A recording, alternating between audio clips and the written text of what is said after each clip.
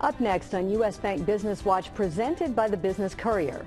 This summer, the All-Star Game and the National Spotlight are coming to town. Is it really as big a deal for our city as it seems?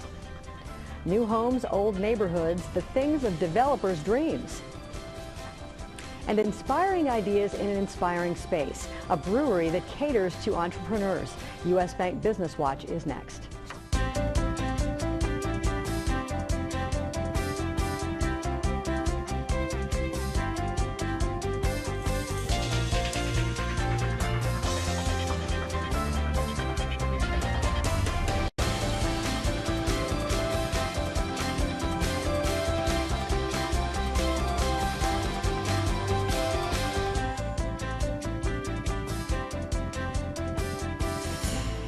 Good morning and welcome to U.S. Bank Business Watch. I'm Peg Rasconi.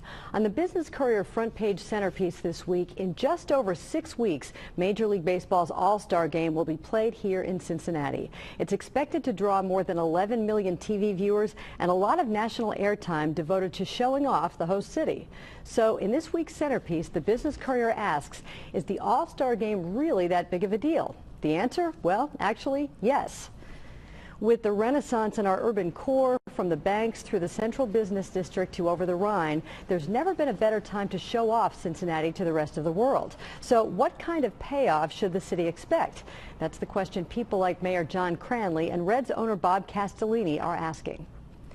The Business Courier turned to the mayors of 3 cities, Minneapolis, Kansas City, and St. Louis, to ask how hosting the All-Star Game impacted their hometowns. Reporter Steve Watkins asked the questions for the Business Courier and joins Business Watch producer Kelly Leon in the studio with what he found.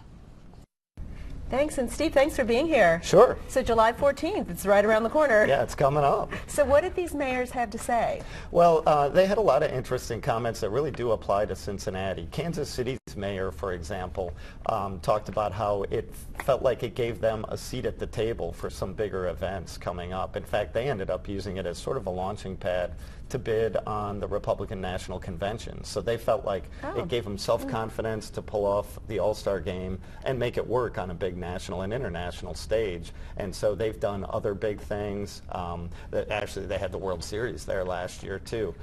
St. Louis did public artworks, mini arches around, much like our pigs that we have around downtown. Yeah. And they stay up to this day. That was back in '09. So that's made a lasting impact. And in Minneapolis, they got ready for the hosting the Super Bowl, which is coming up in a few years, and the Final Four. So they've got some really major events coming up, and they talked about how this just set the stage for them. They did a Twitter hashtag that they continue to use, and they built a visitors center. So they've really connected with people coming in from out of town. Yeah, and I'm sure we'll be doing things like that as well in terms of the hashtag there's and whatnot. a lot of that planning going on. Yeah, I like the sound of that, a World Series and a Super Bowl. Yeah. Maybe that will happen We'd here. love to get some of that, at least the World Series.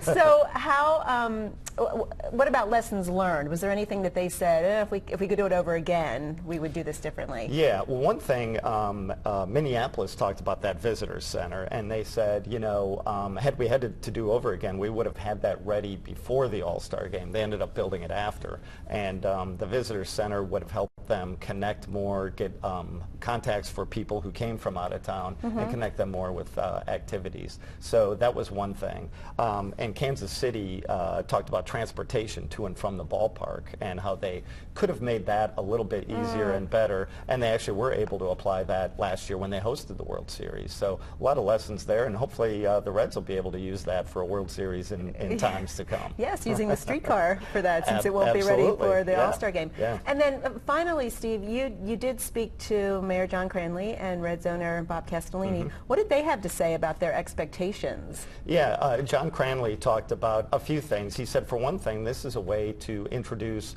not only the nation and the world to Cincinnati, but also ourselves to the reinvented city with the banks over the Rhine, downtown, all these new developments. So it's a way to get that out there, both nationally and locally. And he also said this is a great way for us to spread the word that it's a great place to raise a family. There's a lot of culture, arts, stadiums, all those kind of things that are great for people. Bob Castellini talked about the history, a lot of generations of Reds fans, and an ability to put the city on a big stage and show it off to the world, and hopefully host that World Series in a few years. Yeah, well, we'll see. Well, just a few, about 6-7 weeks until the big July game. 14th, so it is coming up soon. Yeah, and I know Business Courier will be covering this. Yep. Yeah, So we've written a lot, and I'm sure we'll continue to leading up to It's it. very exciting. Steve, thanks for being here this morning. Sure. Thanks for having me. Sure. Back to you. All right, thanks Kelly and Steve. Now, speaking of changes to our city's urban core, who can keep track of it all? Well, that's the question the Business Courier answers in the new Core Strength publication right here, which came out on Friday.